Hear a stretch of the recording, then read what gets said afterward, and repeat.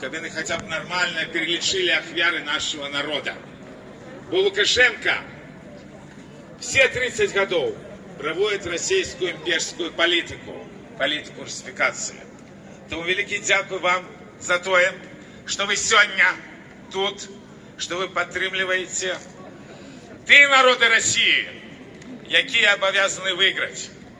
Бо сегодня в белорусских турмах, лукашенковских турмах, пробачьте, знаходятся и наши коллеги, якія выносили на акции лозунги «Смерть России». Их тады спрабавала шельмовать так званая демократичная пресса. Але ж белорусские национальные интересы, яны просто потребуют, каб была справедливость. Тут, подчас Чернобыльского шляха, я уже сказал, что российский империализм и Россия – это раковая пухлина на теле человечества. Коли гэтая гангрена не будет изолированная и вырезана, то все человечество чекают абсолютно жахливые часы.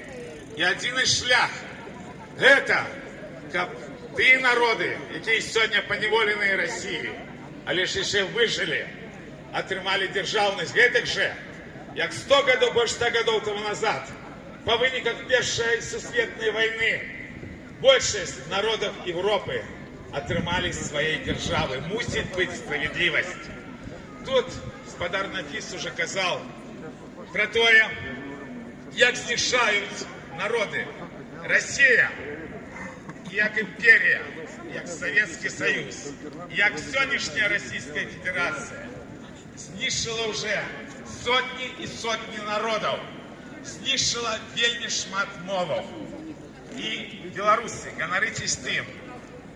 Казал уже господар Нафіс про жах, калі навуковец в Ижевску, Удмурт Альберт Разин вымушен был здійснить самоспаление, бо знішають его народ, знішають его мову, и здаецца, что ничто не уратует. И человек пошел на такий отчаянный крок.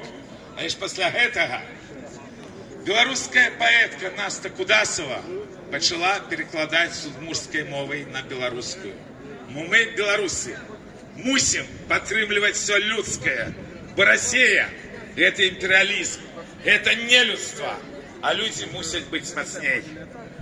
Зараз катастрофа в Беларуси, на великий жаль, не разумеется в свете.